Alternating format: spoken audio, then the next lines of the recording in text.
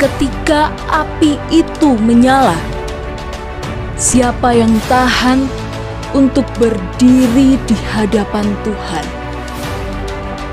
Kita akan mendengar pesan Tuhan tentang revival again, atau kebangunan rohani kembali dari para hamba Tuhan di Indonesia.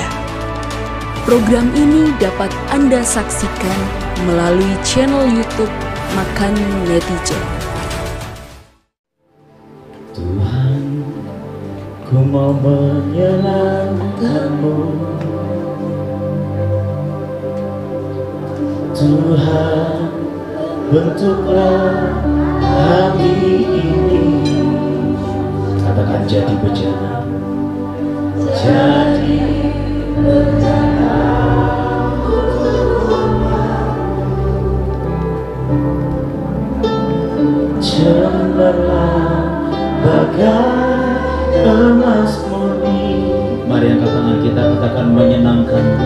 Menyenangkan.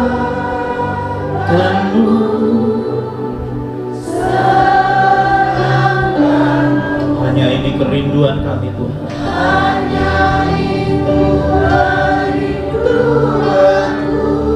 Menyenangkan, menyenangkan-Mu. Senangkan hati-Mu. Hanya itu kerinduanku. Saya minta biar keyboard memainkan lagu ini. Bapak Ibu, saya nggak akan khotbah. Kenapa, saudara? Karena saya ngerasanya ada Tuhan di tempat ini, saudara. Saya nggak tahu seberapa banyak Bapak Ibu tadi sepanjang firman disampaikan. Buat saya itu sangat kuat, saudara. Saya sendiri saya merasa sangat diberkati sampai saya nggak tahu saya mau cerita apa. Apa yang disampaikan oleh Joel itu merupakan sebuah pintu gerbang untuk kita masuk dalam sebuah level yang baru, untuk kita dimampukan untuk berani menaruh sesuatu di atas mesbah, saudara. Dan saudara, kalau misalnya saudara tahu yang namanya mesbah, itu adalah sebuah gerbang untuk kita bisa masuk ke dalam ruang atau tempat Maha Kudus. Apa itu tempat Maha Kudus? Sebentar ya Pak ya. Sebentar. Apa itu tempat Maha Kudus? Tempat Maha Kudus adalah di mana tempat Tuhan bertemu dengan umatnya yang diwakilkan oleh imam. Gak sembarang orang bisa masuk tempat Maha Kudus. Pada zaman perjanjian lama, seorang imam besar itu masuk ke tempat Maha Kudus itu 1 tahun sekali. Dan di Alkitab ditulis, seorang imam itu mereka mengenakan pakaian imam, dan di bajunya itu, di jubahnya dibikin lonceng-lonceng, saudara. Supaya apa? Kalau dia hidupnya tidak kudus dan dia masuk ke tempat Maha Kudus, dan hari itu hidupnya tidak kudus, maka Tuhan tidak berkenan kepadanya, dia akan mati. Dan dikatakan di Alkitab bahwa dia diikat dengan tali. Kenapa, saudara? Karena kalau sudah sekian lama dia ada di tempat Maha Kudus dan tidak ada suara lonceng, orang-orang tahu ini orang sedang disambar Tuhan dan dia sudah mati, sehingga orang bisa menarik dia keluar mayatnya untuk nggak selalu ada di tempat Maha Kudus. Tapi ada satu pribadi yang namanya Yesus, 2000 tahun yang lalu dia mati di kayu salib. Dan dikatakan pada waktu dia mati di kayu salib, dikatakan tabir bait suci itu terbelah 2 dari atas ke bawah. Itu dari pihak Tuhan, saudara. Maksudnya apa? Tabir bait suci itu adalah tabir yang memisahkan antara tempat kudus, pelataran, dan ruang Maha Kudus, saudara. Artinya apa? Dengan pengorbanan Yesus di kayu salib, Yesus sedang berkata, dengan darahku dan dengan engkau percaya, maka sesungguhnya engkau diberikan anugerah, kesempatan pribadi lepas pribadi untuk bisa masuk tempat Maha Kudus. So, setiap kita yang ada di tempat ini, saudara, itu kerinduan hati Tuhan untuk kita masuk di ruang Maha Kudus. Halo?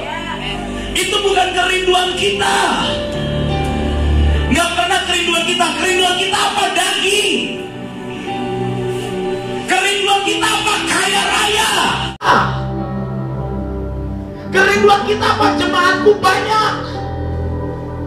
Kerinduan kita apa? Mobil, harta, segala sesuatu yang daging. Tapi kerinduan Tuhan untuk kita anak-anaknya masuk di tempat Maha Kudus. Kenapa? Supaya kita tidak jadi bagian yang terinjak-injak tadi yang diceritakan, yang dikatakan di Alkitab di Wahyu, saudara. Itu kerinduan Tuhan.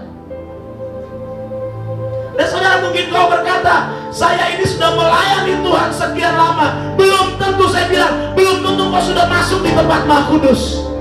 Dan malam hari ini ada sebuah tawaran yang Tuhan berikan.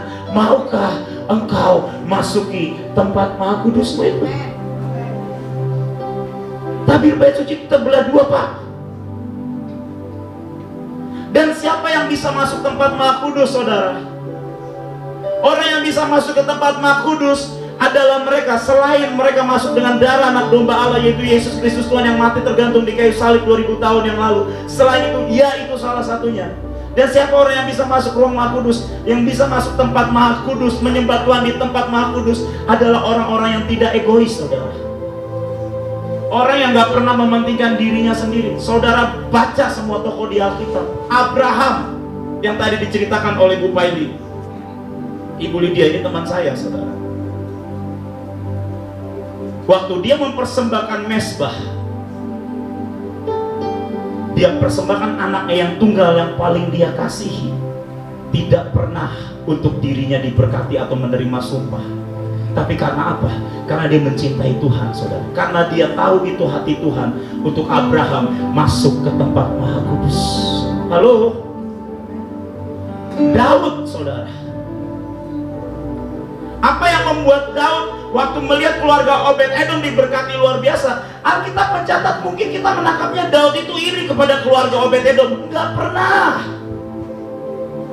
Tapi Daud tahu pada waktu Tuhan itu mulai meninggalkan dirinya, itu adalah sebuah kesakitan yang paling mengerikan di dalam hidupnya. Sehingga setiap kali pada waktu dia membawa pulang tabut itu untuk dibawa ke Yerusalem, ke kota Daud, setiap kali Alkitab mencatat imam melangkahkan kakinya 6 langkah, dia menyembelih 2 korban, saudara. Baca di Alkitab, saudara.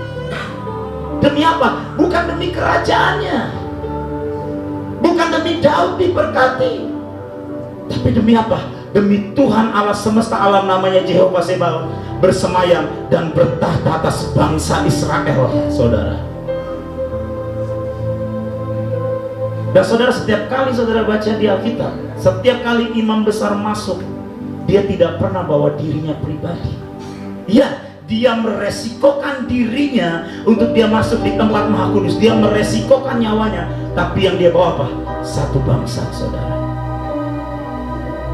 Saya hari ini cuma pengen satu cerita lagi, saudara. Kalau ada dari anak domba Allah yang bisa menjadi sebuah pintu gerbang untuk kita masuk ke dalam ruang Maha Kudus, ada satu lagi, saudara. Kalau saudara pengen masuk di tempat Maha Kudus, jangan pernah bawa dirimu sendiri. Jadi apa yang harus kebawa, Pak? Bawa keluargamu, bawa tetanggamu, bawa kotamu, saudara, seperti yang tadi disampaikan oleh Ibu Joel. Kita nggak bisa lagi nih zamannya main gereja-gerejaan, saudara, dimana kita hanya berdiam diri dalam sebuah gedung bangunan. Bawa jiwa-jiwa dan bawa bangsa Indonesia. Semua orang banyak yang berkata bahwa kami ini orang gila, saudara. Kemarin Ibu Lydia gak cerita tadi ke Israel ngapain.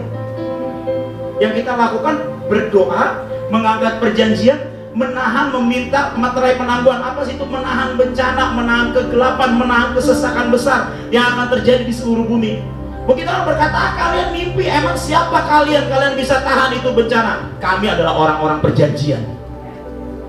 Dan saudara, kalau saudara baca Alkitab yang sama, seharusnya saudara juga mengerti bahwa kita ini adalah anak-anak perjanjian, yang dimana Alkitab mencatat, selama masih ada orang yang menahannya, maka pembinasa keji itu tidak bisa bangkit, saudara. Tapi itu sekali lagi keputusan di tangan kita, saudara. Apakah kita mau masuk ke tempat Maha Kudus, atau kita memilih untuk di pelataran? Bukan saya yang mengatakan, Tapi jelas tadi di Wahyu dikatakan bahwa mereka yang di pelataran, mereka akan dibiarkan terinjak-injak. Saya tidak menakut-nakuti, tapi ini ada sebuah kebenaran firman Tuhan. Dan saya minta kepada Bapak Ibu Saudara yang di tempat ini, bolehkah pejamkan matamu saudara? Setiap pribadi lepas pribadi, pejamkan matamu. Ada Tuhan di tempat ini. Saya bisa rasakan ada pribadinya di tempat ini. Siapapun engkau, baik engkau kecil atau besar, baik engkau merasa dirimu hina atau engkau merasa engkau sangat mulia, baik engkau jemaat ataupun engkau hamba Tuhan, saya mau berkata saudara, malam hari ini ada sebuah tawaran. Sekali lagi ada sebuah tabir bait suci yang terbuka, di mana Tuhan berkata, nak, maukah engkau masuk ke dalam tempat Maha Kudus? Kalau Anda orangnya, bolehkah berdiri di tempatmu saudara sambil pejamkan matamu? Engkau orang yang berdiri di tempatmu saudara, ada sebuah panggilan, ada sebuah tawaran mulia, kehormatan saudara. Mungkin kau takut, Pak, berarti saya harus mempersembahkan korban sekali lagi.